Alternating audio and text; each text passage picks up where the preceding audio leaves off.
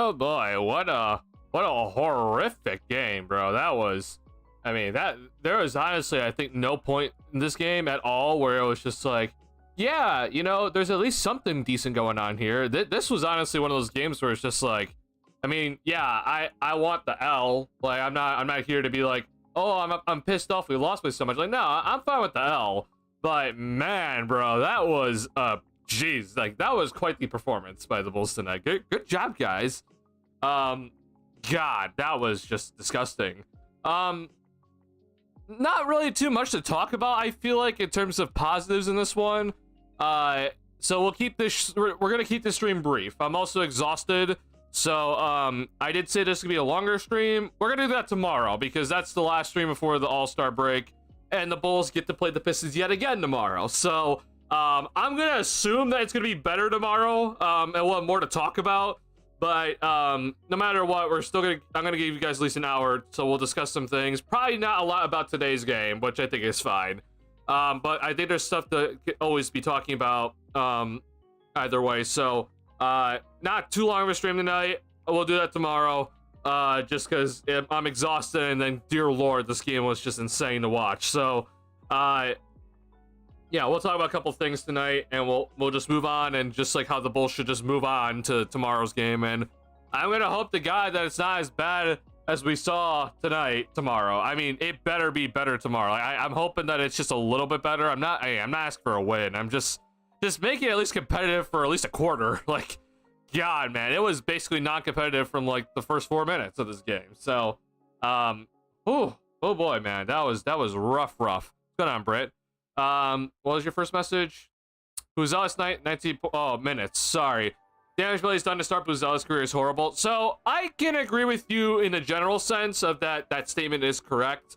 Like, I think Billy has not played Buzelis clearly enough minutes, especially at the first half of the season.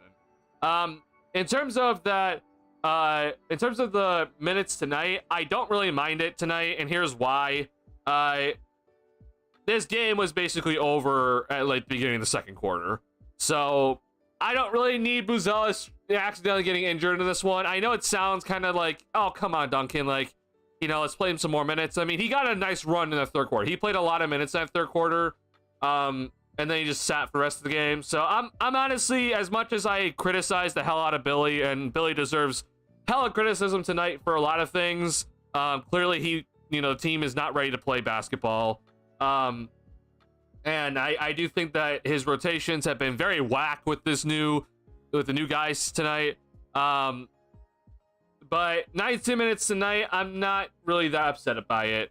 I don't need Buzelis getting injured, honestly. So as a whole, yeah, I think Billy has absolutely messed up the Buzelis' minutes completely. Too many halves where he doesn't play. A lot of times he like wouldn't check in until like the second quarter when that's like his first rotational stint is like the beginning of the second quarter. That's insane. The guy has arguably been your best defender, and yet somehow he can't get time early on, which is just crazy to me. So yeah, I completely agree though. Like the start, like from the beginning of the season, and obviously until like on like the last 2 weeks, it's been absolutely like Billy's been horrible with Buzelis. Tonight, I'm not too upset by it. This game was just straight dreadful. But yeah, I can understand your frustration as a whole, for sure. Not sure who play worse. Bulls to the Kansas City Chiefs. Bulls need to play with anger tomorrow. Yeah, honestly, that's a really good question. The Chiefs looked straight up awful, but at least the Chiefs kind of came back a little bit in that fourth, which the game was over, but at least they made it look a little bit better. The Bulls didn't do that at all today, so I would say the Bulls looked a lot worse, which is probably, that's fine if you're a Bulls fan. The Bulls looked a lot worse than the Pistons tonight. That's okay. Yeah, I think this is the Bulls look really bad game, and we need to just accept it, honestly. I have some thoughts. We'll talk about a couple things before, I won't rant tonight, but we will talk about a couple things. Greatest game is not one he has to play in, just frustrated for the season overall. Oh, I completely agree. Yeah. I mean, I think we should all be frustrated that Buzelis, like, he clearly has not played enough minutes to get into the Rising Stars game, and I feel like he's better than some of the players on the rookie team for that Rising Stars game. So yeah, I can completely understand your frustrations with it. Like, I think Buzelis is, like, Billy has definitely messed it up this year, and it's a problem. Now, that just I just want to make it clear. Just because I think that Billy has messed up Buzelis' minutes this year does not mean that I think, oh, he messed up Patrick Williams' minutes. You know, in his entire career. I don't think that's honestly the case. I mean, Patrick Williams basically started his rookie season, and Billy was head coach his rookie year. So, like, I just want to make this clear. Or it's just like I think specifically he has messed up Buzelis' minutes, but that just because it's like, I don't want to be like, oh, you messed up Buzelis, therefore he's messed up every young player. No, I don't think that's the case. I think he's definitely messed up Buzelis' minutes, but not like Patrick Williams. Again, he started his first game. Like, that's something that I hope Bulls fans understand. Like, it's not like, oh, Billy's a horrible development coach. I think that you can argue Billy's a pretty bad development coach, but at the same time, I've always said this. Kobe White and I'd assume have developed under Billy Donovan. Patrick Williams, Dalen Terry, and others that you want to count as the younger players, like, they have not developed. But Billy has developed at least some players, right?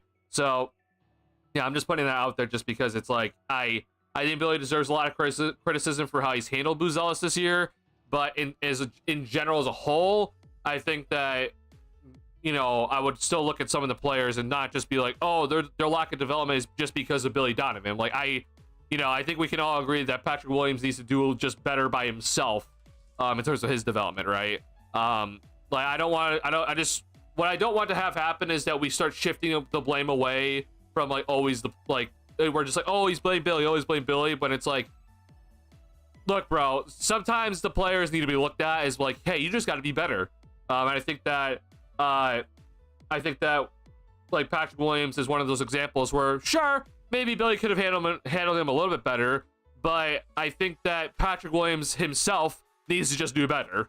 There are certain things where I do agree that, like, a coach can take away a player's confidence. Like, I agree with that statement, but when you're missing so many layups at the basket, that's nothing that a coach can do for you. Like, that is straight up just you yourself are just bad.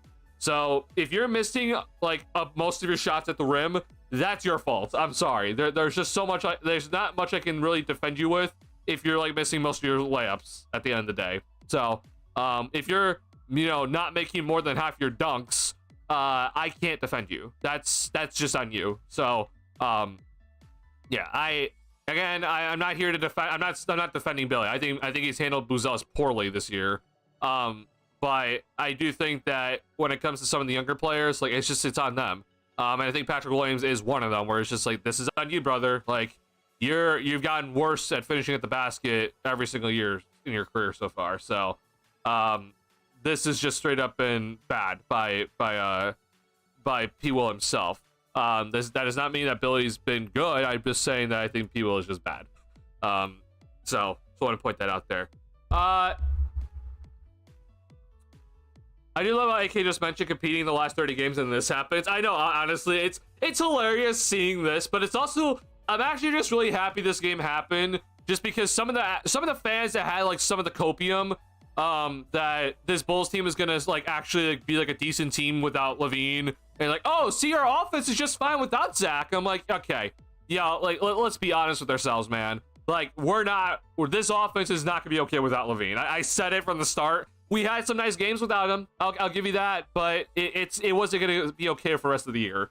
So I'm kind of happy in that sense for some of those Bulls fans, but I am mostly happy that AK looks like an absolute idiot today with the way that, you know, he said at that press conference, which we'll go over that in this stream, honestly. But the stuff that AK said at the press conference was laughable and just straight up just embarrassing from him. But it is actually hilarious that he said, yeah, we're going to try to be competing in the last 30 games of the season and evaluating the team.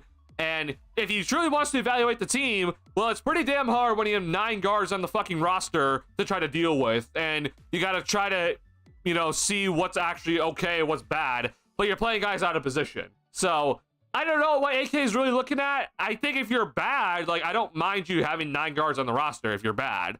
Like, if you're just actively just being a bad team and you're actively rebuilding, then yeah, have 9 guards on the roster. Like, I don't give a damn. But AK is like, no, we're gonna try to evaluate and see what's actually gonna be, like, a part of our future. And I'm like, well, how the hell do you do this when you have 9 guards on the roster? Like, how do you evaluate guys? Like, I can't evaluate anybody if a point guard is playing the power forward position. And, you know, we got guys playing, like, in weird spots. They're not getting the ball when they need to. Like, I don't know what AK is looking at, honestly. So, if this is part of your evaluation process, then good luck, AK. I mean, this is one hell of a game to evaluate. So, good luck for the rest of the season. That's not my job, though. Bulls almost had this one, in my honest opinion. Really, Wooditch? Like, that's a joke, right? I mean, sorry. It's text. You know, sarcasm through text is hard to look at. So, I'm gonna assume that's sarcasm. Buzel's not a garbage time player. That is not a bad thing. Oh, yeah. Again, if we're gonna be talking about the minutes today for Buzelis, I'm not upset about today. Like, Buzelis got 19 minutes. The game was over basically at the start of the second quarter. I'm okay with that. And just in general, though, I do think that Billy has mishandled Buzelis' minutes in general throughout this entire season. So, like, that's what I think you have every right to be upset about that. In terms of tonight's game, I'm not, like, that upset about it. Like, I think not playing Buzelis at all in the fourth was fine. I don't want him getting injured. So, yeah, I'm fine with it. So, on, Taro. Like, I have people play lots of minutes, and I'm not just the highest ceiling as the shortest leash. Oh, I know. Yeah, and especially with the team that doesn't have any forwards on the roster, it's somehow, some way, you know, Billy found a way to not play Buzelis most of that first half when you're mostly just a guard-heavy roster. So, yeah, it makes no damn sense. I'm being, like, I completely agree with you, Britt. SlamDuncan gotta be our starting center. I mean, bro, I won't say I'd be better than Vucevic tonight, but I'm gonna say that I at least don't go off to it, or I don't start the game with an 0 for 7 start and looking absolutely dreadful out there. Not saying it would be better for the rest of the game, but I don't think I go 0 for 7 at least with the way Vucevic went 0 for 7. God, bro, I don't like how Vucevic looks at all. That's all I'm gonna say. Hey, the Bulls won the second half. They have momentum for tomorrow. Yep, we gotta, you know, just make sure we don't lose by 40 points tomorrow as we face this same Detroit Pistons team at home again. Well, I can't wait for that. Think we need one more guard? Oh, yeah, we definitely need to add one more, like, 5'9" point guard just to completely round out the roster, you know? Make sure AK gets his absolute fetish of having a bunch of guards in the roster with just one more extra small guard so that we can play him at center. AK needs to go and can take Vooch and Peel with them. I mean, yeah, I'd be all for it, but good luck getting good luck getting all three of those guys off this team right now, honestly. Let's play like garbage. Oh, they played absolutely god-awful, James. Are you new here, James? I don't recognize your name. I think the offense could have been okay-ish without Zach if Vooch wasn't playing like he got traded. I disagree. I've been pretty adamant that without Levine, the Bulls have looked pretty awful, even with Vooch on the floor. But the one thing that I think some Bulls fans are forgetting is that Levine did a lot for Vucevic. Like, the reason why Vooch looked really decent this year was because of Zach LaVine. LaVine did a lot to set up Vooch. And we don't obviously have a guy right now that draws as much on-ball pressure as LaVine does, right? And so it's not that shocking to me that, like, Vooch, like, right now, he's taking a lot of contested shots, which, like, that's not his fault. Like, I made a tweet today saying, like, well, this is the reason why I wanted Vooch gone, because it's like, I don't think his trade value is going to go up for the last 30 games of the season, which either way, it wasn't going to, because he's just older and you should have traded him at the deadline. But it's really not going to look much better for Vooch if the offense is looking this bad and the Bulls don't have a guard that can really set him up effectively, because Levine's gone, right? I mean, Levine did a lot for Vooch this year. He did so much to take the pressure off Vooch and, like, draw a two and find him open. Vooch was getting a lot of rolls to the basket this year, and it was all just because it was just Zach setting him up. And sometimes it's not even that, like, Levine would pass directly to Vooch, but it'd be Levine would draw two and the defense is in rotation and Vooch would get the layup out of it. That's what Zach does. And I'm not here to be like, hey, see, we missed Zach. Like, I've been adamant that I think Levine need to be traded, but I'm just saying that for Vooch's sake moving forward, for the people that keep telling me on Twitter that it's going to be okay, the Bulls will still trade him for 2 seconds this upcoming offseason, and, like, it's not like his value is going to decline much more. This is the reason why I wanted Vooch gone. It's because I don't think this Bulls offense is going to look too great, and if the Bulls offense looks like absolute crap, then Vooch is not going to look great. the Bulls don't have a guy right now that can, effectively run the pick and roll and, draw multiple defenders, collapse the defense, and help Vooch get an open look.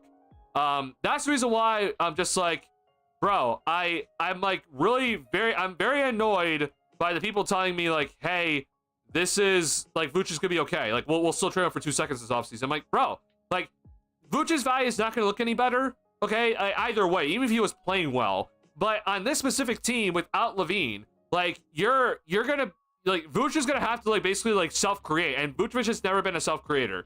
The only time he's been able to self-create has been in the post, and he's had a nice year in the post this year overall, but the numbers have dipped. Like it's not as good of a start as he had at the start of the season in the post. So I really think Vooch is gonna look pretty bad for the rest of the year, and it's not fully his fault. I mean, yeah, he's missing some bunnies, but I honestly think that this Bulls team as a whole, like you're looking like everyone's like looking at Vooch as like, oh, okay, like save us right now. Like the Bulls' team as a whole need to help set up Vooch. Like you can't rely on Vooch to be like the main guy. Like he's never like, I mean, hell, like we all know that Vooch can't be a main guy on a winning team, but Vooch, his play style, he needs someone to set him up, and right now he's the best player on the roster in terms of offense, and there's no one else on this Bulls team that I look at as like, yeah, you can effectively run the pick and roll and get some good offense out of it with Vooch. So I think Vooch is going to look really bad for the rest of the season. I'm sure, because I said it, I'm going to look wrong here, but I really don't think Vooch is going to look too good for the rest of the year. And he's clearly checked out, so that doesn't really help. It doesn't help that, that doesn't help either. So I'm going to be interested to see how this is going to work out. But for the people that keep telling me that I'm being ludicrous for saying that the Bulls should have accepted the 2 second-round picks from the Warriors, like, I mean, bro, this ain't looking good for you right now. You watch every single game, Duncan? I do. Yeah, I watch every single game. The only game I wasn't able to fully watch was the Bulls versus Hornets game that went to overtime where Torrey Craig like helped the Bulls win in Charlotte. That game completely cut out on me, just the antenna signal. Thanks, Chicago Sports Network. That's the only game I wasn't able to fully watch. I got to watch the first half, but I wasn't able to watch the second half. But I watch every single game, yeah. If you talk about Bulls game, I can't watch every NBA game. I wish I could, but I can't do that. Bulls have lost 12 of 16, and Sixers still can't catch it. Oh, bro, I'm so pissed the Sixers lost tonight to the Raptors. I was actually looking at that tonight. I was just like, okay, you know what? Hey, at least we lose tonight, and we'll probably lose tomorrow as well. But, at least the 76ers can gain a game on us. And this happened tonight. And if you're wondering, by the way, who played, okay, the 76ers had their big three tonight. Not saying that the 76ers are a great team with their big three, but Joel Embiid at 27 and 12.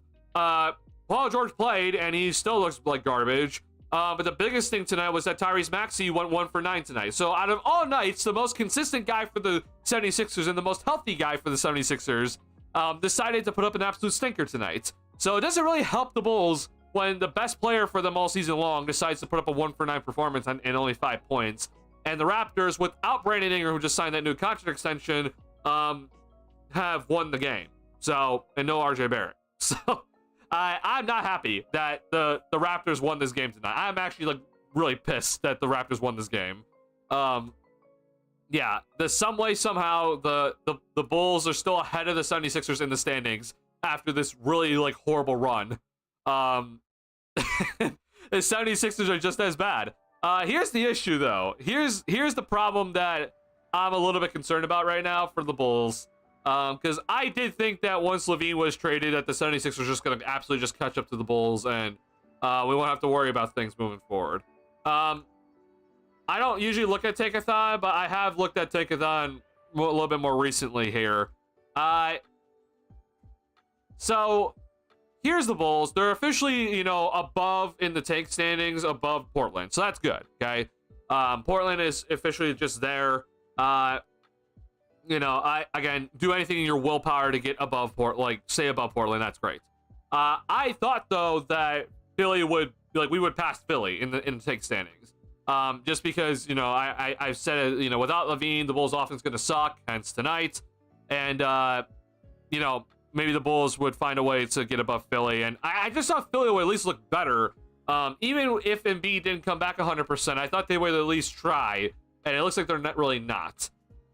Here's here's the issue. Okay, I'm actually like concerned right now about this because the 76ers, with the way that the amount of losses they've also taken recently, so that now that Portland's also passed them in the actual standings, there is actually a world now where for the 76ers, like there is actually a world where it's like maybe you just like kick the can in, like, and just be like, okay, you know what, this year sucks, it is what it is, but our pick is actually top 6 protected.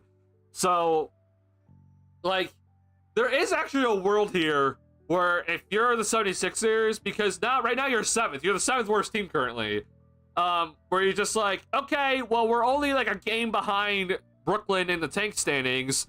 So if we just lose more games than Brooklyn and, maybe Toronto actually pushes for a play-in spot here with the Brandon Ingram extension, and I mean, they're closer to Toronto than we are. So, there's like a legit possibility here where they're just like, yeah, you know what, this season has sucked, we're just gonna bench everybody for the rest of the year, we're just gonna tank the rest of the season, and just have Embiid get the surgery early, and yeah, we'll look great.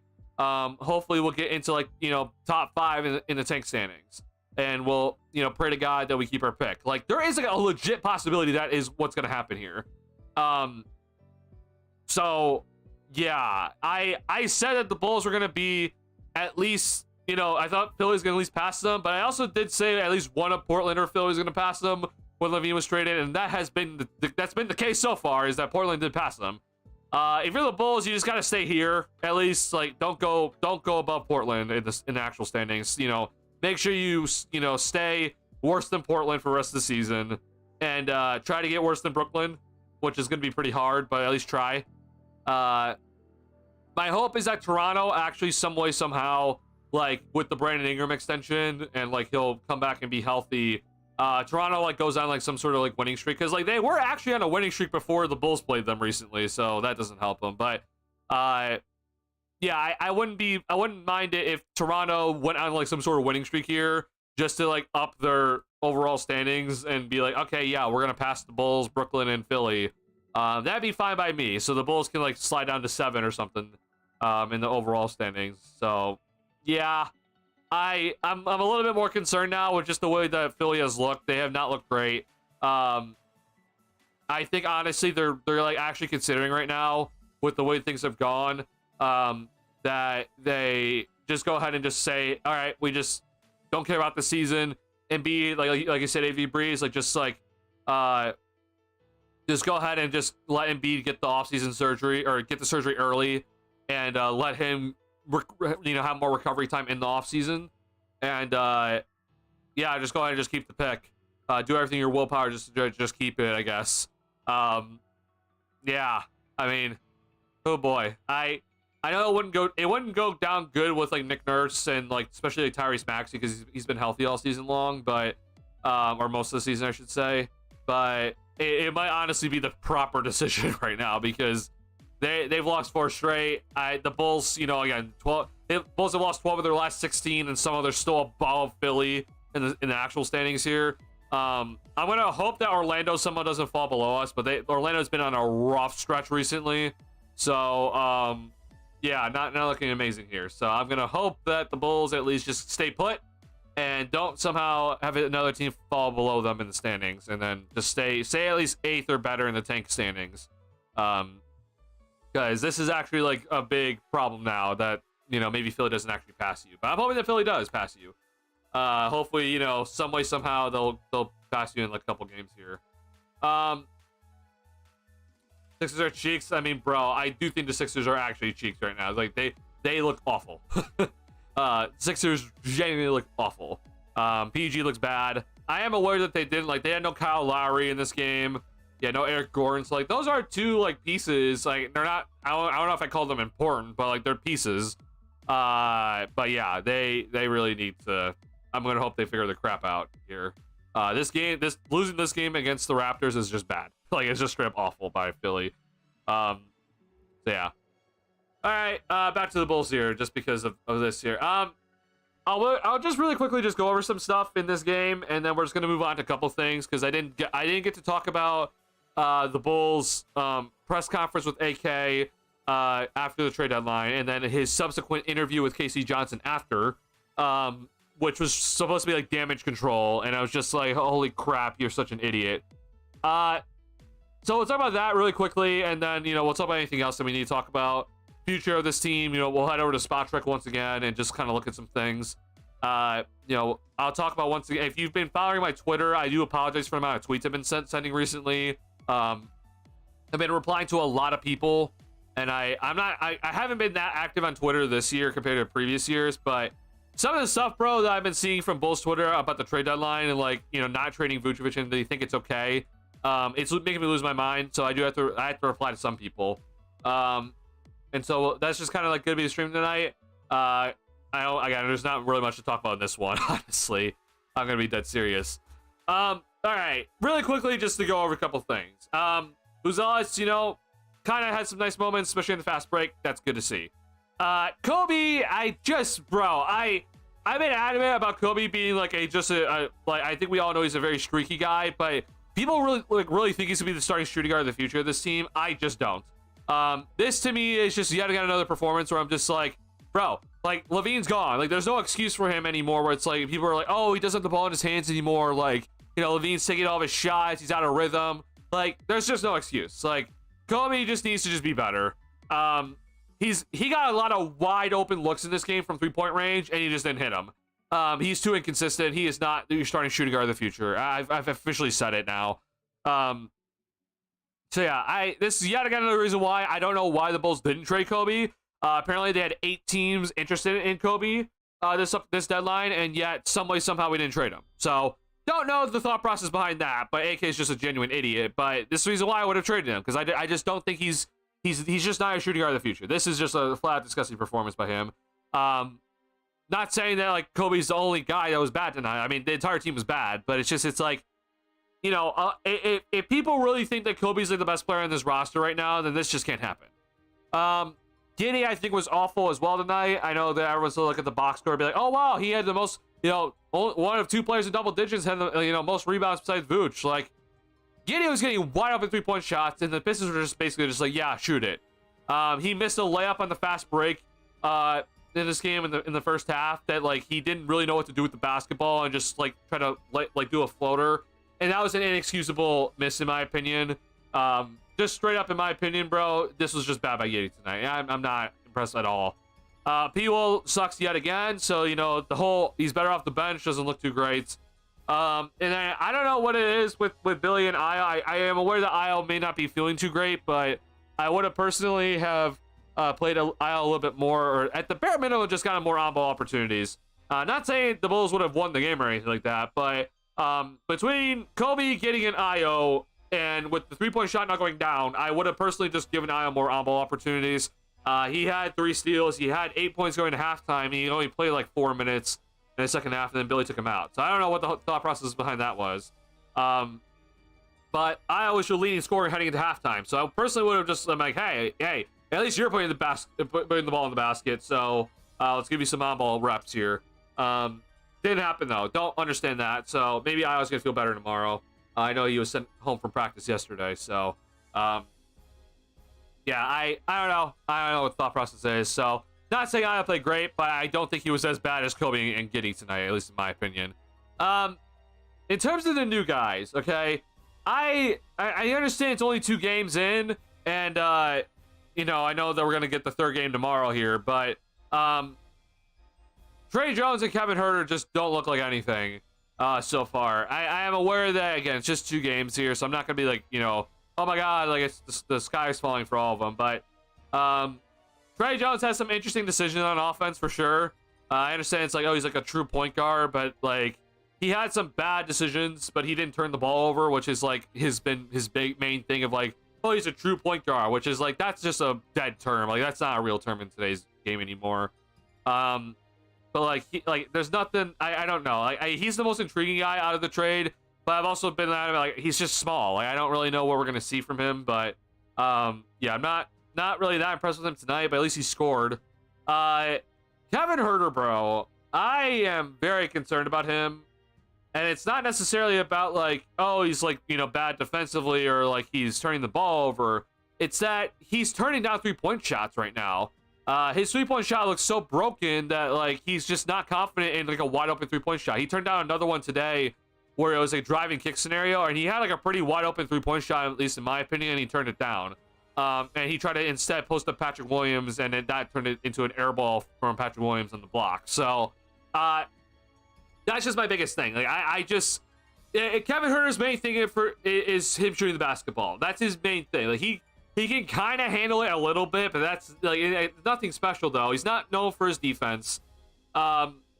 So if your one thing is shooting the basketball and you're turning down 3-point shots, that's very concerning. So I'm not feeling good about Kevin Huerter moving forward. I've been adamant about that, since the trade happened. Zach Collins got some play tonight for the first time. Bulls obviously practice, so they were able to get Collins kind of a little more up to date with how things kind of run within the offense.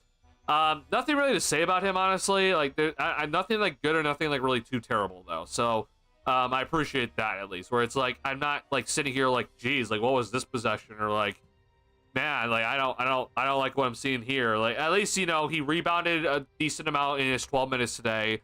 He had a nice contest at the basket. I'll give him that, and he had 5 points. So nothing really to talk about. But granted, it was also all in garbage time. So I do hope that Zach Collins gets at least a little bit more run, just to kind of see. Again, I don't really need to see Vooch play anymore, honestly. But I wouldn't mind seeing Zach Collins get a little bit more run. But I understand, again, you have 3 centers you got to play. That's very difficult to kind of manage. So I still think Zach Collins is just dead weight, but I'm going to pray to God that something gets figured out here. So we'll see, Ben. A lot of options tonight. Obviously, but Kobe might have been the worst bull on the floor. Oh, I think Kobe was the worst floor by far tonight. Like, if he breathes, I'm going to completely agree with you. Like, I think Kobe White, there was a moment in that third quarter where I just was shocked that Kobe was still in the game because he had a turnover that was so bad. I'm just like, okay, like, bro, I need you off the court. Like, Billy has been, taking guys out for bad play. Kobe was awful, like, straight up on both ends of the floor. Like, just straight up. Like, people think Levine's defense is bad. I mean, Kobe's defense is just straight up awful. Kobe tonight, man, on offense, like, missing wide open threes. He's trying to go to the basket, but can't make a damn layup over Isaiah Stewart. And Isaiah Stewart, while I understand he's a decent rim protector, he's 6'8", bro. And then, he has some turnovers tonight where I'm just like, what the absolute hell are you doing? I think Kobe was by far the worst Bulls tonight, and that's saying something because there were a lot of terrible Bulls tonight. So, yeah, I think I would give it to Kobe for sure. What was Stacey King saying on the broadcast? Can I watch the game? So I don't know. Oh, I will talk about that. I'll bring up my tweet here. Like, I'll bring up my Twitter like right now. Yeah, we'll talk about that in just a second. I see Charles is in chat. Whole team suck. Kobe played the worst. Yeah. Doesn't look good or anything, but lose a bit, which I like is a small thing. Yeah, I will give Jones that. Like, he isn't like, yeah, I think he's like true point guard or whatever. Like, he does move. Like, I do appreciate that from Trey Jones. Now granted, I will say this. I don't know if he really is willing to shoot the basketball right now, which is kind of, that's concerning. And like his 3-point numbers have never been amazing in his career. But I need him to at least shoot the 3 ball a little bit here. So far, he just really isn't willing to take yet.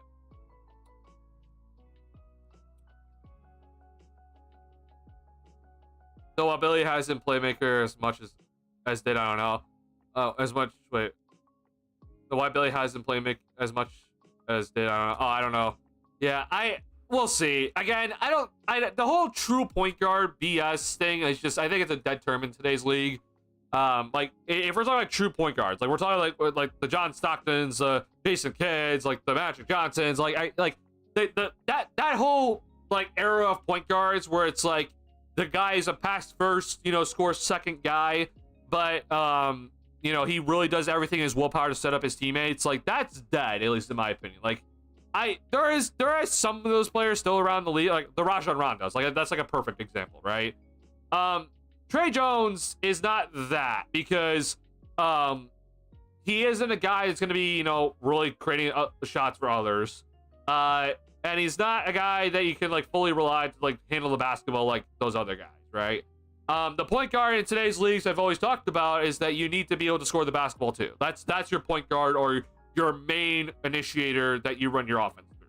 So for example, the Denver Nuggets, they don't necessarily, I mean, Jamal Murray's their point guard, but everything runs through Jokic, right? Like, he's their main playmaker. Like, if you're gonna be like, hey, like, here's your actual point guard, like, I would hope that they're like on a level of like, oh, they're like a Damian Lillard, or, you know, they're like, I mean, no one's gonna be Luka, but like they're like a Ja, or like something like that, where it's like, yeah, I could see you averaging 10 assists per game, or like James Harden, like right now, like, but you at least gotta at least score 20. That's not Trey Jones. Like, Trey Jones is a backup point guard that can maybe play in some certain moments right now. Ideally, if he gets a 3-point shot, then he could be like a legit backup point guard no matter what the lineup is. But that's a kind of work in progress. I do think that I've watched Trey Jones because I was a Duke basketball fan like 7 years ago or whatever it was now. But I think with Trey Jones, like, he gives effort defensively, but he's just small. So it's kind of just like the Javon Carter effect, where it's just like, yeah, you give effort defensively, but you're just too small. So I don't really know, like, if your effort really matters too much with Trey Jones. So again, like, I'm hoping for a nice kind of, you know, backup role for Trey Jones, but I don't have faith that's gonna happen right now. Unrestricted free agent this upcoming summer, so the Bulls have time. They don't have much time to kind of figure things out.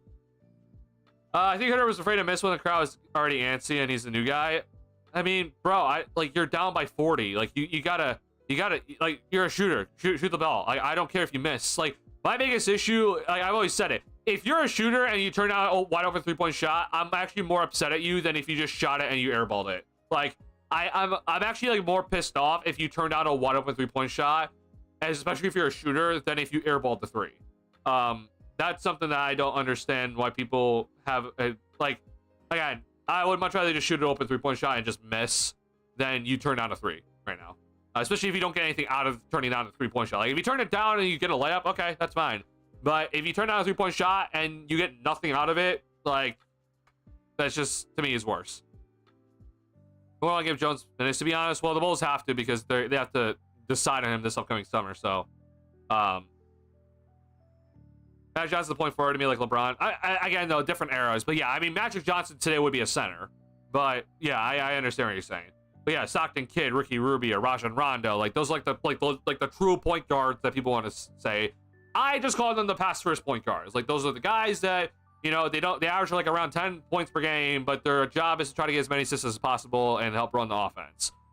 That's not as valuable in today's game, obviously, because the league is just different. Ben technically still pass first at the moment.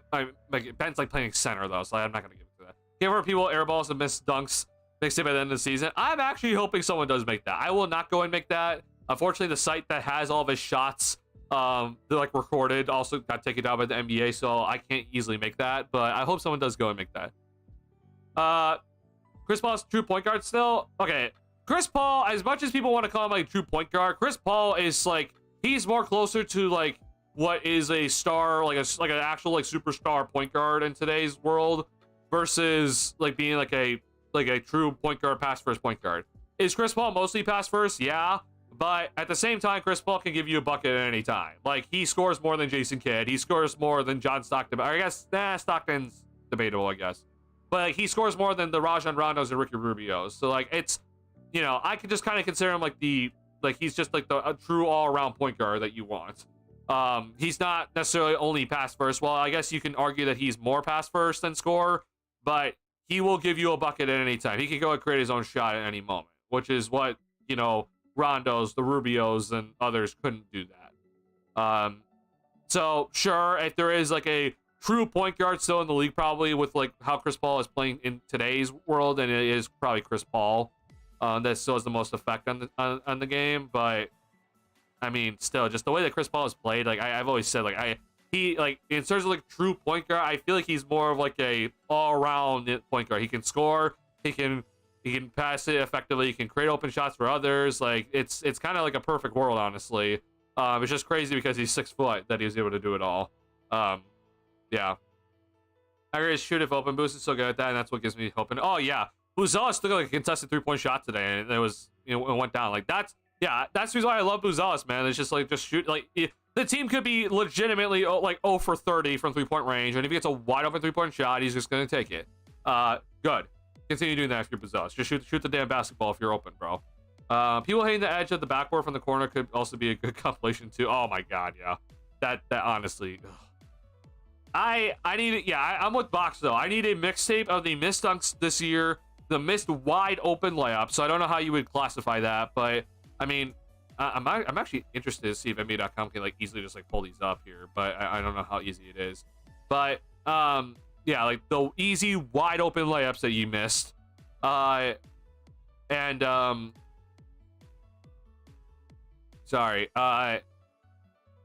I don't know, just straight up air balls that he's had that are just like, bro, like how did you, like I don't know if you guys remember like the floater. I don't remember what team it was against. It may have been Boston, but like he had like a floater that was like from like 4 feet away from the basket, and it like was nowhere close to the rim.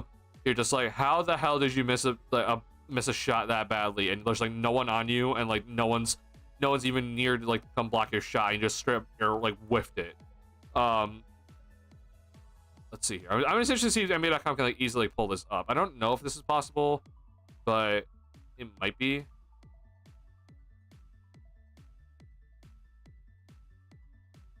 Okay, there might be a shot here. Hold on, give me 1 second. I just want to see. Okay, yeah. So I guess we could we could do this if we wanted to. Honestly, I mean, here's Patrick Williams' shot chart. And here is every layup attempted this season. And if you're wondering, by the way, he is for coming in, or I don't know if this is updated now, but he's shooting 43% on layups, which is insane. It's just insanely bad. He's shooting 47% in the restricted area. That's just also insane. What's this dunk? Yeah, he's shooting 10 of 16 on dunks now, so that's better. But God Almighty, that's still I think Basketball Reference has that a little bit different, where it's like, it's not like I think they counted some others that were maybe like classified as dunks for them, but not for NBA.com. And let me just double check that.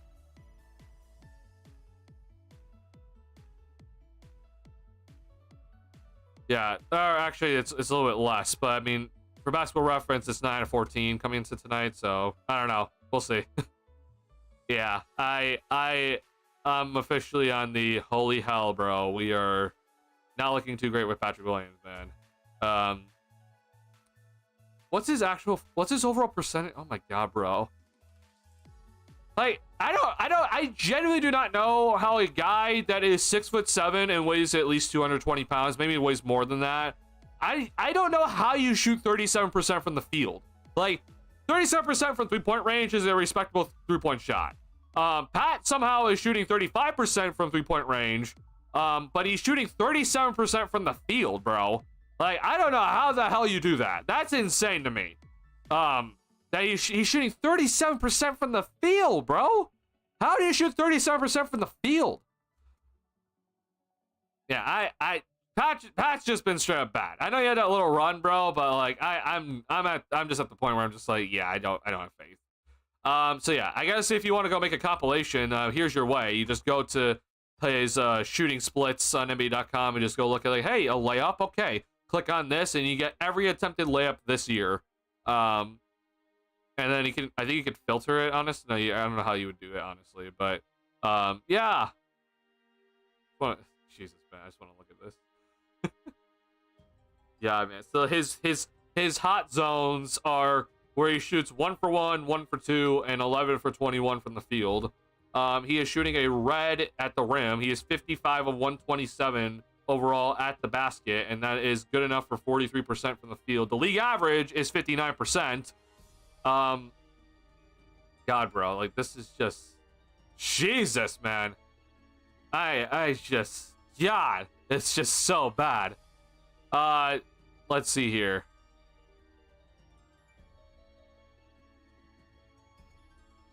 I mean, yeah, he's shooting 70% from 0 feet from the basket, which is just, that's even that alone is bad. And from 4 feet from the rim, he is shooting a whopping 30, like under 30% from at the rim. Or sorry, from 4 feet from the rim, he's shooting an under 30% percentage. That's crazy, bro.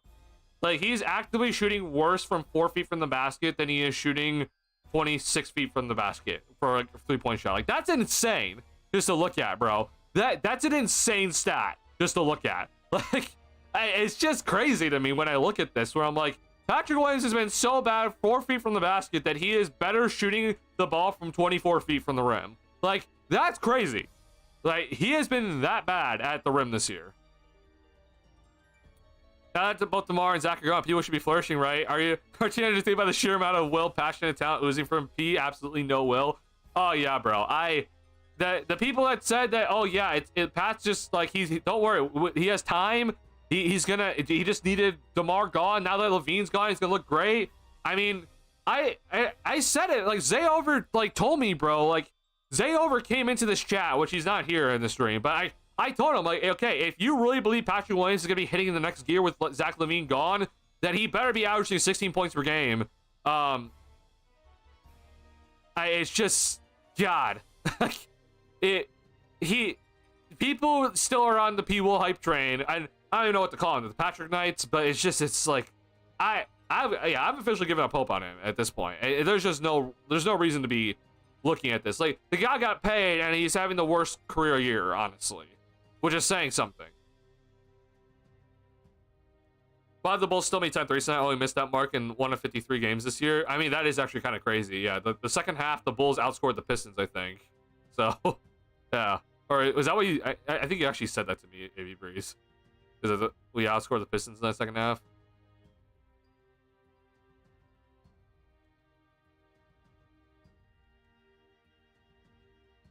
Or someone did. I don't know. Maybe I don't know if someone said that or not. Okay, Taro, I don't know if you're still here or not, but let me get to this, okay? So Taro brought up, like, he wasn't able to watch the broadcast, and, like, I was tweeting about this, and, you know, I know some people look at this, and I'm just like, they're probably like, what are you talking about? So in the middle of the third quarter, when the Bulls were just getting absolutely wrecked, Stacey King was just starting to, like, kind of ramble on about, you know, the Bulls roster construction, and, like, you know, there's like so many guards on the roster. But then it led to a conversation with Adam Amin about how, you know, the Bulls are gonna have to make some decisions. Like, it initially started with him talking about Kobe and Io are, you know, on very tradable contracts. So I mean, you know, he wants to keep those guys around, but if you can get a nice trade for them, like, then you go ahead and trade for them, which I've been adamant that that's what the Bulls should be doing. I said he should have traded Kobe at this deadline anyway. But, you know, AK. He then talked about Nikola Vucevic and, like, how he agrees with some people saying, like, well, yeah, you're just not going to trade Nikola Vucevic for some peanuts, like, and, like, you know, if the Bulls thought that, yeah, like, we're not getting a good enough return of value for Nikola Vucevic, then just keep him, like, that's fine. He's on a tradable contract in the offseason, and the Bulls are going to look at it again in the offseason. I'm just like, okay, well, I disagree with you there. I've been arguing with, like, the exact same people that have the same mindset of you since the deadline has passed, but sure. But then the biggest thing that pissed me off, this is the reason why I made this tweet from about Stacey King, was that Stacey King just started listing some guys. He's just like, well, I mean, the Bulls, I mean, if you look at some of these guys on the team, I mean, they got Zach Collins, they got Kevin Huerter, they got Javon Carter. I don't know the exact clip, but, like, basically he just started listing some guys. But I know that in that sentence he said Zach Collins and Kevin Huerter. But then after he said those guys, he said all these guys are on very tradable contracts. So if you're the Bulls, you're gonna have to start looking at potentially moving these guys just to kind of help the roster construction. But at the very minimum, these guys are on tradable contracts. So it should be easy to move these guys. And I heard that, and I'm just like, what are you talking about? Like, that's the reason why I sent this out, because at that moment I could just very clearly tell Stacey King has no idea how these players are perceived around the league, but he has absolutely no idea how these contracts are perceived around the league, bro. I've said it. Zach Collins is dead weight. Until proven otherwise, Zach Collins is just straight up dead weight. Kevin Huerter, I understand that, like, I know a lot of Bulls fans want to give him a chance here, but I'm not shocked that he was traded to the Bulls as just a salary filler in the Levine deal. Again, the guy has missed the most amount of wide open threes for players that have shot at least 100 have at least shot at least 100 wide open threes this year. Kevin Huerter has missed the most. So I mean, until, again, proven otherwise, he is just, at least in my opinion, he's dead weight. At least he's not on a long-term contract, but in terms of both players making basically $18 million next season, I think both of them are dead weight right now. But him just saying that, I'm just like, you clearly don't understand these guys' contracts. Like, that's the reason why I made this tweet, because I'm like, bro, you just said that Kevin Huerter and Zach Collins are both tradable contracts, and I'm just like, no, they don't. Like, it took a Zach LaVine deal where he's making $43 million to get him off the books for some guy, for the other teams, right? Like, these are not tradable contracts. I feel like if they were, they're traded much earlier from their other teams, and the Bulls wouldn't be getting them to that in the deal. Yes, they were just traded in a Zach LaVine deal, but you took back a salary filler trade just so that you could get your pick back. These are not tradable contracts. They're expiring after next season, which is nice. I ideally wouldn't have them on the books next year, but you're not going to be able to trade these guys next year, at least in my opinion, unless you're attaching assets. So that's the reason why I made this tweet. So I mean, I can honestly, if you want me to bring up the clip, I can bring up the broadcast, because again, I record every game. But that's the reason why I made this tweet. I was just like, what is Stacey talking about, bro? I don't know what the hell he's talking about when it comes to that the Bulls have, these guys on tradable contracts. Like, they're not on tradable deals. He also, again, I just want to reiterate, he thinks that the Bulls did the right thing by keeping Vooch, and I'm just like, no, they didn't. Last but not least, though, I wanted to tweet this out because it's interesting whenever I hear Stacey King kind of go on his like little tangents that he goes on, because Stacey then also just said to kind of finish up this whole thing, he's like, at the bare minimum, at least in my opinion, in terms of a roster, you need at least 3 bigs. I'm just like, okay, all right, bro. Like, if Stacey King's running a team and he's coaching a team, you're running at least 2 7-footers on the squad, and then there's at least another 7-footer on the bench that's getting at least 24 minutes a night. Like, that's a Stacey King run roster, and I'm just like, god damn it, I just can't stand that. But it's just funny listening to the broadcast, because whenever Stacey starts going on these like little rants, like, Adam Amin basically just becomes the yes man. Like, he just is like, yeah, sure, yep, completely agree. Like, you don't really ever hear Adam Amin give his inputs. And it's funny because Adam Amin is he's a smart guy. He's a guy that has to, for his job he nationally broadcasts, baseball games, he nationally broadcasts football games, and he's obviously the Bulls play-by-play broadcaster. Like, it requires you to do some research, bro. Because we all know Stacey King isn't going to do the research, so Adam Amin has to do the research to kind of keep up to date when it comes to the opposing teams coming into town, who's on a hot streak, and et cetera.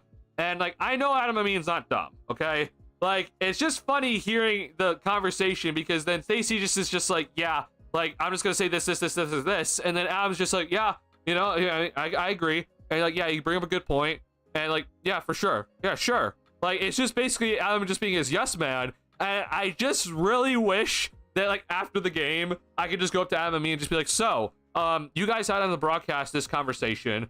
I want to know your exact thoughts, and not what you had to, like, what you just said on the broadcast just to appease the audience, and, just kind of just go along with whatever Stacey King says, because a lot of people trust his word. I just would have loved to have known what he was exactly thinking, because there have been many times this year where I can kind of tell Adam was just like, I don't fully agree with that exact statement, but sure. We'll just go along with it for now, and we'll just let you say whatever you want, and that's it. That's just kind of what I was interested in. Yeah, I like, the whole, every single time he brought up Chris Duarte, he keeps saying, like, I think Chris Duarte needs some minutes, man. Like, this is a guy that would wreck the Bulls whenever we played him in Indiana his rookie season. Like, I think he needs some minutes. And Adam is just like, yeah, sure, maybe Billy can find him some minutes moving forward. It's just like, I just want to hear, I wish I knew what Adam was actually thinking in that exact moment. Like, let's just be honest with ourselves. Like, Chris Duarte is not going to get minutes on this team. He's not that good of a player. I just want to know, what Adam was actually saying. So that's basically the entirety of the tweets, Tara. So yeah, this is my long explanation about it. I know that it's not that interesting, but it's just, whenever I hear something that Stacey King says, and I know that other Bulls fans are just gonna be like repeating what he says, I'm just like, I have like a need to just tweet it out and just be like, I don't know what Stacey's saying here. Like, there's just straight up, bro, what he just said in this conversation with Adam Amin, it makes no sense. So I just had to just bring it up at the end of the day. Buzelis is 29 of 36 dunk attempts, which is 80%. Ideally, that's also higher, but obviously it's better than Patrick Williams. So, yeah, I mean, hell, he's in a dunk contest for a reason. I bet Booz has the highest dunk miss percentage on the season. No, that is not the case. It helps when you actually get a lot of dunks. Like, you can miss 7 dunks, but if you have the most dunk attempts on the team, which Buzelis does now that Levine's gone, your percentage is gonna look okay. Yeah. We backed on Fontecchio and he decided to do a fadeaway and he got stuffed. I almost. Oh my god, yeah. But Pat and that. Oh my god, that possession was so bad from Pat. Yeah. I like that you can fetch data. That data box. I don't actually know what is normal for dunks. Once that make the rim. So the idea of a dunk is that you shoot 100% with dunks. Now, and obviously not everyone's gonna shoot 100%. Okay. Like you're just not. I understand that. But in terms of guys that, like, I've always talked about this. So like, if we want to go and just make comparisons for Patrick. So like Dorian Finney-Smith, for example, is a guy that I've always looked at. He is a kind of a bigger, chunkier forward that is the same height as Patrick Williams. He's not like the most athletic guy in the world, okay? But when you look at his overall dunk percentage, right? He is like, and he doesn't take that many. Same thing with Pat. Pat doesn't take that many dunks, okay? He is shooting 90% on dunks this season, okay? Last season for Dorian Finney-Smith, like, he, again, shooting like above 80%, okay? So ideally, at the bare minimum, you're above 80% at dunks. You should at least be above 85%, at least in my opinion. So as you see here, like 86% from Dorian Finney-Smith. Like that's a fine season in terms of dunk attempts. There's obviously, there's gonna be those dunk attempts where you do get, contact, right? So I give you that like little leeway of like, okay, give me the 80% at least. Pat, I mean, he just had too many missed dunks this year. So yeah, I understand that, like, yeah, 10 to 16, like, yeah, it's not amazing. I understand that NBA.com is going to, count a couple extra here, I guess, compared to Basketball Reference. But either way, this is still not good enough. Layup percentage, just again, real quickly, just looking at layup percentage. So, like, let's see. Like, Dorian Finney-Smith is, I guess, he's also pretty bad this year. In 2022-23 on layups. Let's just see this year, though. I mean, 57% this year on layups. So, like, that's just very clear. That if you're wondering, that is 14% better on layups than Patrick Williams this year on layups. Like, that's insane. I mean, yeah, this year he's shooting at least, like, it's not amazing, but that, like, this should at least just show you that, like, DFS is not an amazing layup guy. Like, he doesn't make that many layups that consistently, but he's bad. But Patrick Williams this year is even worse. Like, this is like at an extreme low in terms of what P. Will does in terms of layups this year. Like, this is like historically bad, honestly. Maybe not historically bad, but like it's so bad. Like, we're talking like just worse of the worst, honestly, when it comes to layups for Patrick Williams. I know Stacey said is super smooth brain. Herter and Collins are making $2 million less than Vooch, and Vooch was almost untradeable, and he still can contribute at some level. Both of them are super deadweight. Oh, I completely agree, Box. Yeah. Like, but again, though, it's like Stacey keeps saying, like, I don't know what Stacey thinks, and maybe he just doesn't know the contracts, but like he actually thinks that these guys are better than they are, and then the contracts he thinks are just like, oh, they're fine. I mean, he's right that Kobe and I are on very super tradable contracts. He's right about that. But in terms of Kevin Herter and Zach Collins, they're not on super tradable contracts, bro. $4 million less this season, $2 million less next season, but still, but like Zach Collins like, jumps above $18 million next season. Like, there's no one's gonna take him, bro. So yeah, I mean, look, maybe I'm proven wrong, but I honestly think that you're not, like, if people think you're gonna be able to like trade Kevin Herter or Zach Collins for like actual value, you're just out of your mind. Maybe you're able to trade him for like nothing. Like, yeah, maybe you just trade him for like some team like salary cap space or something like that. You could probably still give him a pick in that sort of scenario, but maybe like some sort of like swap happens between like a bad player and a bad player, and it's just like, oh, okay, you know what, we'll take these two like two bad players, but they're on cheaper deals, and then they're both expiring this year. We'll send you Kevin Huerter instead. Like, maybe that happens, but I don't think you're gonna get any value for these guys, honestly. I would not be that interested in re-signing them either. Again, they have a season to prove me wrong, but I just don't have any faith, honestly. I just don't. Okay, yeah, one more time, just because I just want to, you know, I'm on this website so much, by the way. So if you ever want to look at salary cap stuff, go to Spot Track. It's the best website around. Keith Smith does a damn good job when it comes to this sort of stuff here. Next year, though, the highest paid player is Nikola Vucevic's contract goes up by a tad bit. Zach Collins, also his contract goes up. Now, in terms of salary cap, like with the projected salary cap rising to $154 million, like their total contract percentage of the salary cap is going to be less than this year, even though their money does go up. But either way, though, it's just like it's just annoying that their money does go up a little bit, just because, like, you know, I would have liked if Vucevic's contract was stayed at $20 million flat this upcoming season or next year, because it would have taken up less of the salary cap, right? Kevin Huerter, again, it goes up. Zach Collins, it goes up. And then Patrick Williams is stuck at that $18 million flat, and he's shooting 37% from the field. So, if you look at this and think, oh, the Bulls are going to have salary cap space, they don't, just because they have to make decisions on Josh Giddey and Trey Jones this upcoming summer.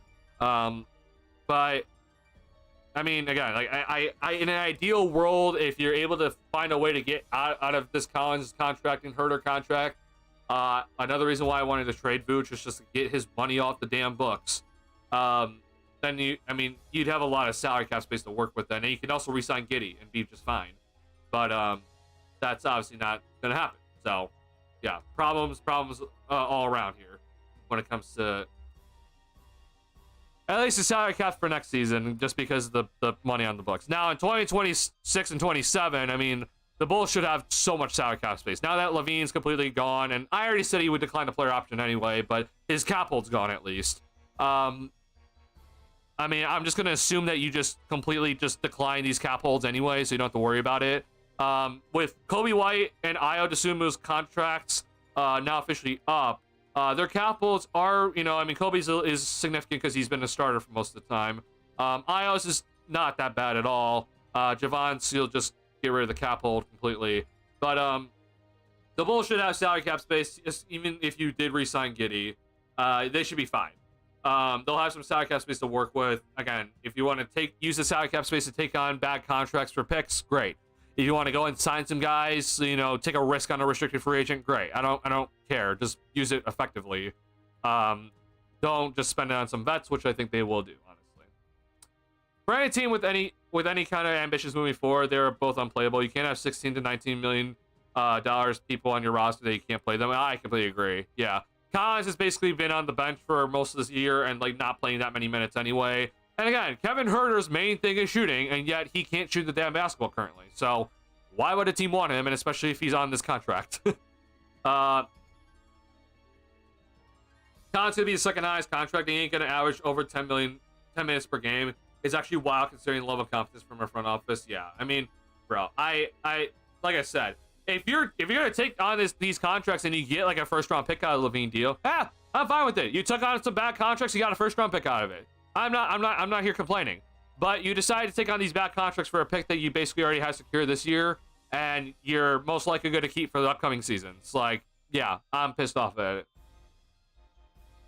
I tell you how they use the cap. They're going to sign some disgruntled players that their best years are behind them and call it a day. Competitive above all, right? Yep, I completely agree. You're going to sign some vets that are like 32, 33 years old. Their best days are behind them.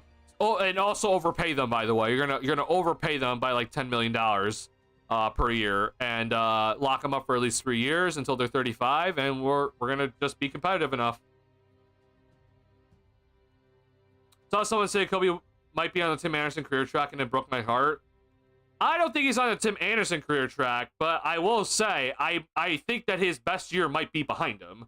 That does not mean that he's gonna fall off a cliff like how Tim Anderson did, but I do think that his best year might actually be behind him, and I think that's okay. Like, I think that's fine. Like, that's not gonna mean you're gonna be out of the league in like a year, like how Tim Anderson was. But I just think that you're a bench player moving forward, and I think that's okay, honestly. Like being a, you know, a spark plug off the bench and playing like, you know, 18 minutes a night, like that's a successful NBA career.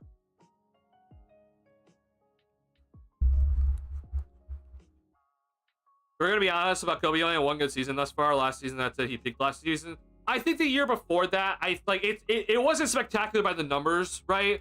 But I think the year before that for Kobe, like it was actually like an okay year. Like it was better than the previous year for sure. Because that was, you know, the previous year was like, yeah. Let me just pull up the stats just to show you. Because like, so reminder, it was just like, okay, rookie year, you know, and then sophomore season he started. Got put on the bench to end the season. COVID hit, right? Or sorry, no. This was the COVID year. Excuse me.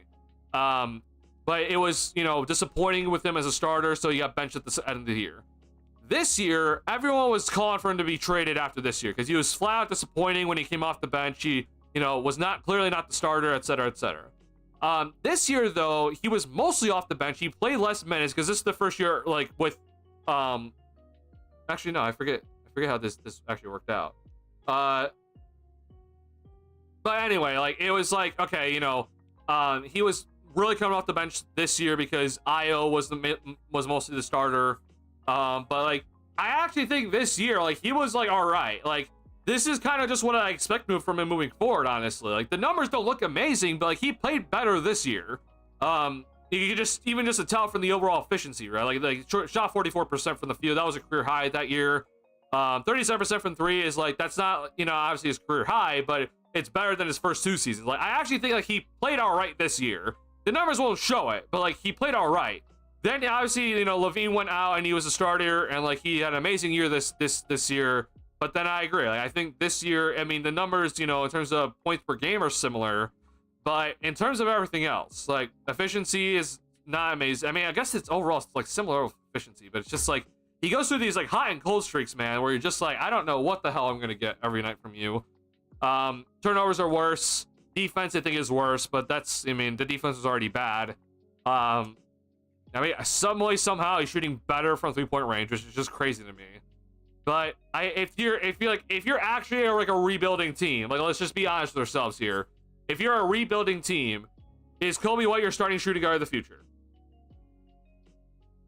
Like, I would hope that you say no. So, yeah. Go on, Delbert. Yeah, what a game tonight, huh, Delbert?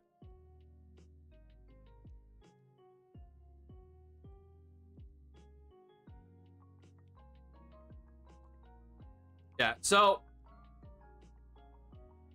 I mean, I know that Basketball Reference doesn't include the like tonight's performance, right? So let me just quickly like really quickly just go over to Kobe White's page just to show you the updated numbers. So like he's down to 18.4 points per game. So like we're now talking about like almost a point per game difference now. His 3-point percentage is now back to basically last year, I guess. Overall field goal percentage is worse though.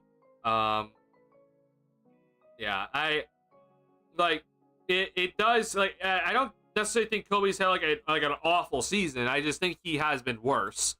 And again, I think everyone was hoping that he would take a step forward, and like I was hoping he would, because it would make the Bulls' lives a lot easier if he would take a step forward. Because, you know, then like yeah, maybe you do have your starting point guard or shooting guard of the future with him, but I just don't think he's gonna ever crack the 20-point per game mark. And now, yeah, Levine's gone. Like he like Kobe has every ability now to just go out and just average 20 easily, and I don't think he's gonna do it. I really don't. Like he had like a nice 5-game stretch, but like I don't think it's gonna stick around. Obviously, what we saw tonight.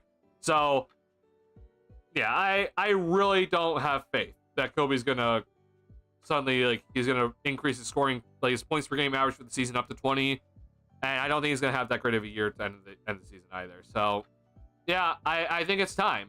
I know a lot of people love him, but unless you're gonna convince him to like take a very cheap contract and be coming off the bench moving forward here, I don't know how that's gonna be possible, honestly. So, a reminder, he's gonna be 20. I mean, he might already be 25, but he's gonna be at least 25 soon. I think he's gonna be very quickly 25.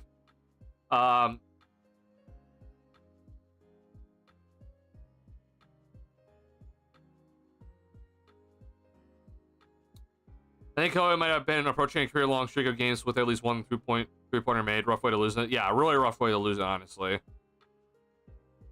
He should be starting nothing in the future. You should have moved him. Oh, I completely agree. I mean, yeah, I would have moved him. I mean, bro, like, if people are gonna be like, oh, maybe we didn't get, maybe there wasn't like that good a return. I mean, there were 8 teams calling about Kobe White apparently, according to Casey Johnson. Like, Casey Johnson reported, and he's the most reliable guy, that there were 8 teams calling for Kobe White, and at least amongst them were the Orlando Magic. So it's just like, how the hell did you not move him, bro? Like, I don't understand. Like, there, out of 8 teams, you should have at least gotten some good offer and be like, okay, well, here we go.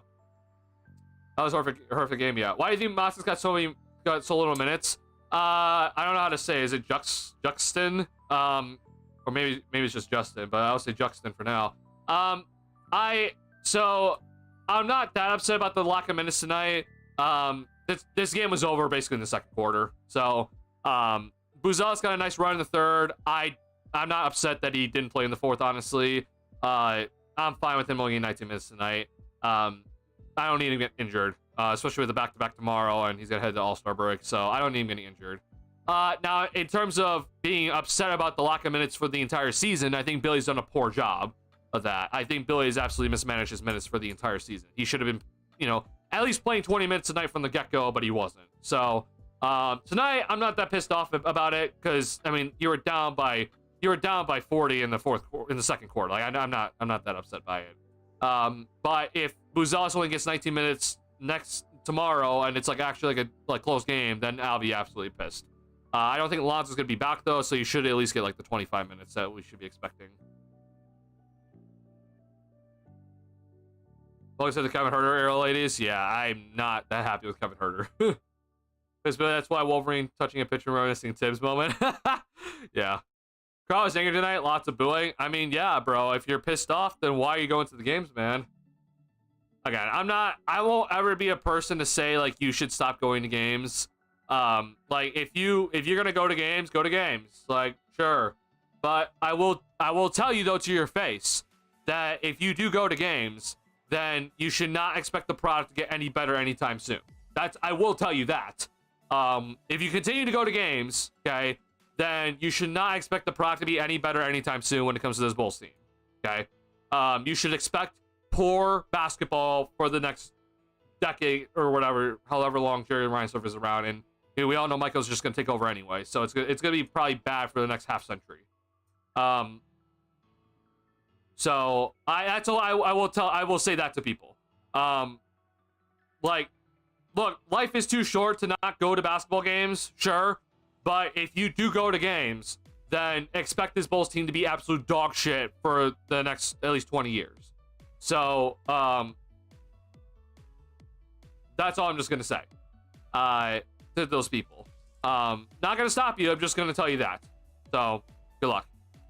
Trey Jones look any good? Not really. He looks kind of frantic on offense at times. You know, he lacks the ability to drive consistently and like actually create dribble penetration.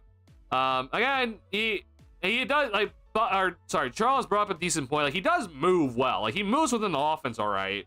But like defensively, nothing really too great. Yeah, nothing really to say off like pick and roll opportunities either. So, nothing that great in my opinion, at least Rozzy.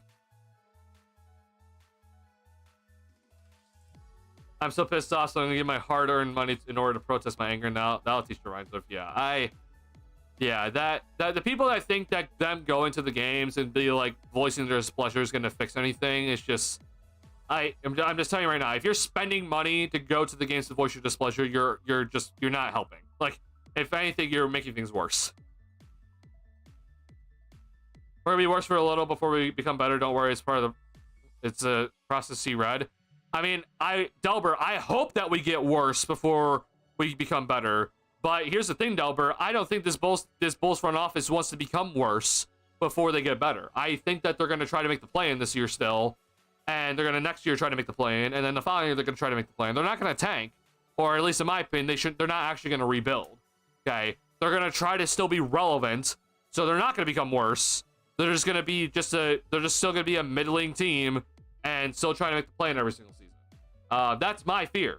I hope that they become worse before they become better. I would hope that we actually hit the rebuilding route and trade our vets away and try to stock up our picks, whether it's second rounders or first round. I don't care. Just stock up on second round picks. That's fine. But doesn't seem like they're gonna do that. If you were gonna do that, then you don't trade a second round pick in the Zach LaVine trade. You would have traded Vooch by now.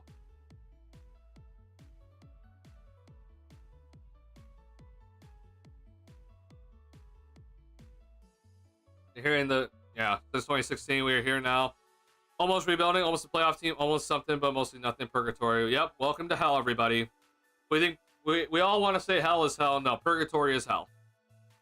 In the basketball world, if you're straight up stuck in purgatory, you're in hell. The Bulls right now are in hell. Not to mention, it doesn't help that you have a fucking front office that is so incompetent that they don't know what the hell they're doing, and an owner that is just an absolute piece of shit. That like that you want more hell on top of your hell, then there's your hell. Like, it's just so bad.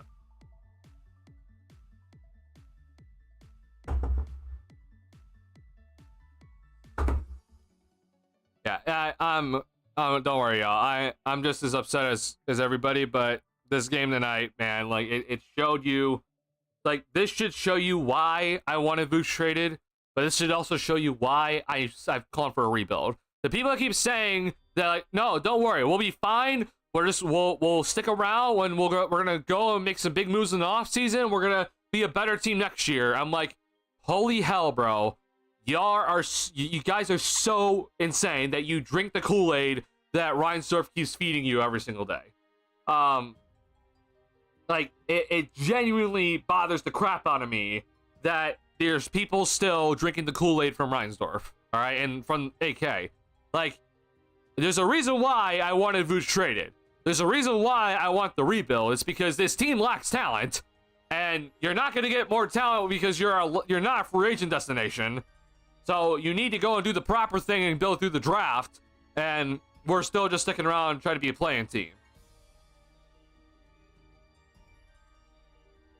Maybe people think that Garpax was better is an achievement, all right? Oh, bro. I mean, yeah. I mean, you could honestly look back and be like, oh, at least Garpax got, some actual proper, young future assets in the Jimmy Butler trade, right? We're dropping the draft tube, because Bulls have trash ladder luck. Oh, I know. Especially now that we gave up we got full rights to our pick back. We're gonna drop down as far as we can. When we have good luck, we draft Patrick Williams. Yep. And it just so happened that the good year in our draft lottery luck, it was the COVID year, so that we can't have a proper draft combine. We can't have a proper workout. We can't have proper scouting. Like, everything's all messed up. The college season got messed up. Like, that, of course, that was the year, and then we draft Patrick Williams because of it. Even if we lose every single remaining game, we can't get a record worse than the fourth worst record in the league. I mean, hey, I would gladly take fourth. Obviously, we're not going to get fourth, but I mean, hey, if we can fall down to seventh, which I know that's like a cursed number for us, but falling to the seventh worst record is very good, honestly. Yeah, so the seventh pick, yeah. I'll honestly just be happy if Philly passes us in the actual standings and we pass Philly in the tank standings. I'll be happy, honestly.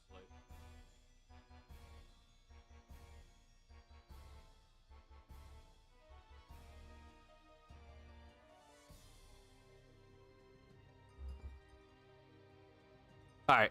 Last thing before I do end stream here. So again, this is just gonna be a shorter stream, just because again, like, what the hell are we gonna be talking about? Honestly, I honestly could be talking for honestly another hour. I mean, I do this all the time with you guys, but one, I'm exhausted. Two, this game absolutely sucked, and we have a game tomorrow. So we'll be talking a long time tomorrow because it's the last game before the All-Star break. I do want to talk about Buzelis in the dunk contest. Preview the All-Star weekend. Etc. If you're a NASCAR fan, by the way, it's also the Daytona 500, so it's gonna be a fun weekend for me at least. Also spring training, like you said, AV Breeze. Yeah, spring training is coming back, so we got some at least other things to look at. All right, I didn't have a chance to address this, but I did address this on my Twitter account. But AK at the press conference after the trade deadline was just straight up an idiot. Okay. I just want to make sure that this is clear. because I haven't been able to say this on this channel, but AK after that trade deadline, bro, the stuff that he said, like, it actually made rounds around the Twitter space, and it was just like, oh my god, what is AK talking about? And if you don't wonder what I'm talking about, I'm gonna go ahead and just pull up what I tweeted, because this is honestly, it was one of those things where you're just like, oh my god, AK, like, no, we're actually just gonna be stuck in hell moving forward, bro. Like, I'm being dead serious. Like, we as long as AK is here, we are flat out stuck. We're not going anywhere.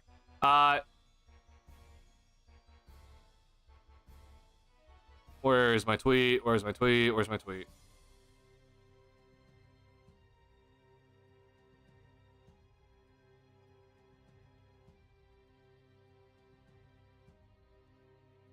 Oh my god, I had to go into my reply section. Okay, hold on. Give me 1 second. Wait, no. No, I definitely just tweeted it out, like, by myself. Yeah, here it is. Okay. Yeah. So, if you're wondering, this is almost word for word, okay? This is word for word when it comes to this. Okay? If you're wondering if I'm actually, like, you know, like over exaggerating this, I'm gonna pull up Jamal Collier's tweet, because he actually directly quoted AK's exact tweet, or exact quote. Okay? But AK during the press conference was kind of asked about, like, how, you know, how are you gonna get a star in the roster? Like, how do you view team building? And AK said, like, there are multiple ways that he believes that there's, like, to build a championship roster. Okay, there's they go and get 2 to 3 stars and fill out the rest of the roster with role players that help the stars, right? But then there's also the way that he thinks is the best, which is that you go and get 9 to 10 solid players and win that way. And he actually prefers that way. And one of his reasons why is because he thinks that if there's any injuries, then, you know, you actually have good depth to help you, you know, survive the season. And I was just like, oh my god, no way you just said that, bro. Like, there's no way you just said that.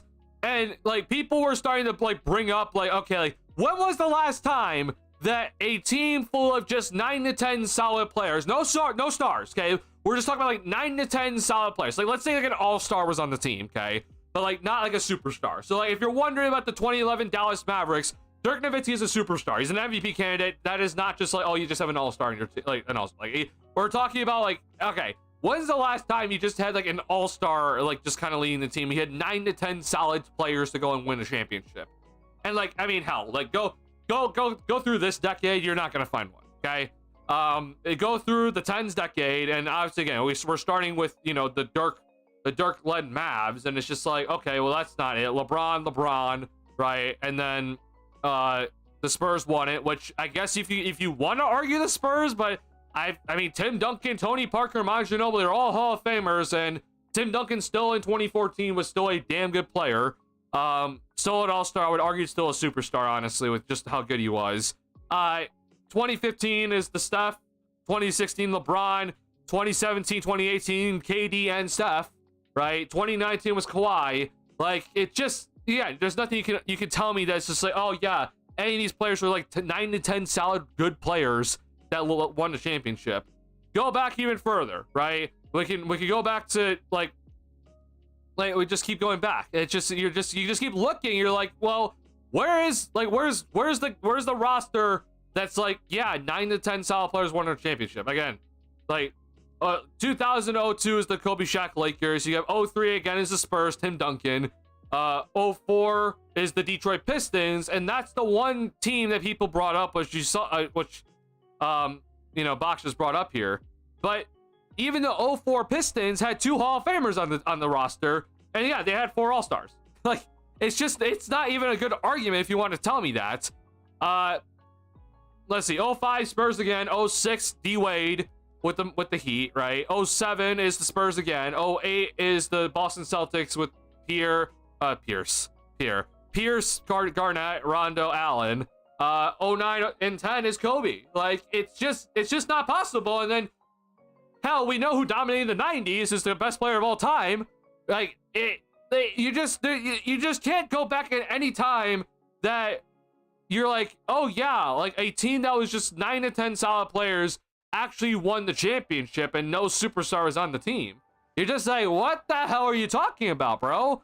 So yeah, as long as, if that is the case, if AK actually does believe that, which I think he does, honestly, Michael Reinsdorf needed to fire him the day after, or even in the next minute after this press conference was over.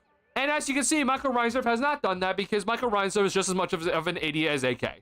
So, we're stuck in hell, bro. We are officially stuck in hell unless AK stumbles into a superstar, which it might be Buzelis, we'll see. But even that being said, I don't trust AK to build a proper roster around Buzelis if, like, he becomes a superstar, or if we just so happen to luck our way into the first overall pick this upcoming draft. Like, I don't trust AK to properly draft guys and build the proper team around your new superstar, or your new up and coming hope that he's gonna be your next guy. Like, it's just so problematic, man. How AK views roster building, and I have no faith moving forward that this team's gonna be winning. Now, it's funny because it's like, if I was Billy Donovan, I'd just be like, what the hell? But honestly, with the way that AK talks and Billy talk about their relationship with each other, they may actually think, like Billy might actually think that you don't need a superstar. Like, he might actually think that. And that is gonna make me lose my mind if we're just gonna keep Billy Donovan as a coach. It's like, yeah, we don't need a superstar moving forward to win a championship. Like, oh my god, bro. Even if the coach believes that, we're screwed. Like, we're screwed. I'm sorry. I don't think Billy's really gonna believe that. I hope to God not. At least the way that Billy has kind of ran his teams. Like, he understands that, yeah, you have a best player. Like, there isn't gonna be a team that's just gonna be, you know, the San Antonio Spurs, but times a million, where you just pass the ball constantly and you're like, oh yeah, see, everyone gets, like, you know, 13 shots a game, everyone scores like 15 points a game. Like, yeah, awesome. Like, he understands that's not possible. He at least understands there's a pecking order, but I don't know, bro. I think anyone actually thinks this. AK is over said, yeah, I mean, bro. If I ever interviewed a general manager, or I guess in AK's position, he's the vice president of basketball operations. Like, if I ever was looking to hire a guy and I asked them, like, how do you view team building? Is like, well, I think the best way to build is getting 9 to 10 solid players, just in case if there's injuries and you have nice depth, and you can win that way as a team. I mean, I'm just ending the interview on the spot. Like, you don't get a job. But as you can see, AK has a job. Probably wants to model this team after the 2015 Hawks. That's actually probably the best, like, model of, like, here's a team full of 9 to 10 solid players that actually won a lot of games. But as you saw in the playoffs, they didn't win. They lost to LeBron, right? So yeah, that is actually probably, like, the best model, and he's probably looking to go off of that. But clearly that model didn't work. The only time Billy's kind of relevant, he has superstars KD Russ, PG Russ, CP3, and he still failed. Oh, I agree with that. Like, yeah, I think Billy's absolutely failed with most of his teams. The CP3 team was, I think, you know, like, that he overachieved for sure with that roster.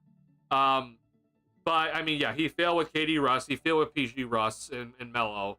And then obviously here he's been kind of pretty much not been great. So he's failed here. But yeah, I do think that I'm just gonna hope that he understands that it is still a superstar driven league. But I mean, bro, that's his employer that just said that, yeah, I think that you can win a championship with just 2 to 3 stars. They overachieved because of CP3 though, or should I say despite Billy coaching them? I don't know about that. I think it was, like, sure, if you want to just give the credit to CP3 only. But I do think that Billy actually ran that team, like, okay. Like, I give Billy credit where credit's due. I criticize the absolute hell out of Billy Donovan. But I do think that he actually ran the team okay. My bitrate just tanked. Holy crap.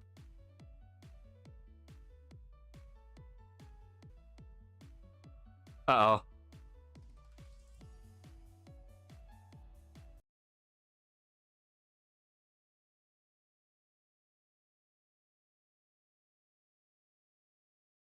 Oh boy. Okay. Yeah. We'll wrap up quickly here. Sorry. I just completely restarted OBS. Like, initially I couldn't even stop stream just because, OBS was bugging so bad, and then I shut down OBS, and then I tried restarting it, and it's just the bitrate's just tanking. So it looks like my internet's just been bad, or being bad right now. So yeah, just really quickly, just to wrap things up here. I'm on, yeah, you need a superstar route. Like, this is the reason why I've been adamant the Bulls need to rebuild. They don't have much young talent. I think Buzelis is nice. Again, I like Io, but like after that, I'm not the biggest fan of anybody. I've already been pretty adamant. Like, I'm not the biggest fan of Giddey, but and you know, we'll see what he turns into here. But I'm not the biggest fan of him. I've been adamant like he needs to head in restricted free agencies and Bulls just let him just do whatever, just see what he can get. Again, I wanted to trade Kobe, but like getting any sort of young talent on the team is a good thing. So yeah, I just wanted to just make sure I address this quote, because this quote is insane in my opinion from AK. It just shows you that, I mean, at least I'm just kind of telling you, like, don't have hope. Like, if you're wondering why I still do this, it's just like, I love basketball. Like, I mean, that's the problem, is just that some of us just love basketball, so like we'll literally go through hell and pain just to keep watching this team because we love basketball. So like, if you're wondering, like, am I gonna stop covering the team? No, I'm expecting this team to just be absolute dog shit for the next 20 years. But I'm still gonna be here. Like, I love basketball just so much that I'm still just gonna be here doing it. So hey, you know, Casey Johnson has covered the Bulls much longer than I've been alive. So I think that it's okay. That, you know, we still just try to just go ahead and you know, still cover the team no matter what. That being said, though, because my bitrate, and I don't even know if you guys can hear me anymore. I know a lot of you just have left now. If this is able to go into the VOD, I don't know if you can hear me or not, but if you're able to hit the like button on the stream, please do. It helps me out a lot. I'm gonna just go ahead and just kind of end stream pretty quickly here, just because I don't know what's happening with my bitrate, but it just keeps plummeting. I have dropped over 6,000 frames in the last 2 minutes, I think. So, yeah, thank you guys for checking in. I'll be back tomorrow. It's gonna be a longer stream tomorrow, assuming the Bulls don't lose by 40 again tomorrow. And as we face the same Detroit Pistons team to just give us an ass whooping tonight. I'm just hoping for just better play. I don't want to win. I just want to see better play from the younger players and just better overall, you know, effort. So that's all I can ask for. All right, thank you for hanging with me tonight. I'm sorry about this whole abrupt ending. I'm sorry about my internet. I don't know what's happening, honestly, right now. I'm gonna go restart it. I'll see you tomorrow, same time, same place. All right, peace out, y'all. Thank you so much. I sincerely appreciate y'all. Peace.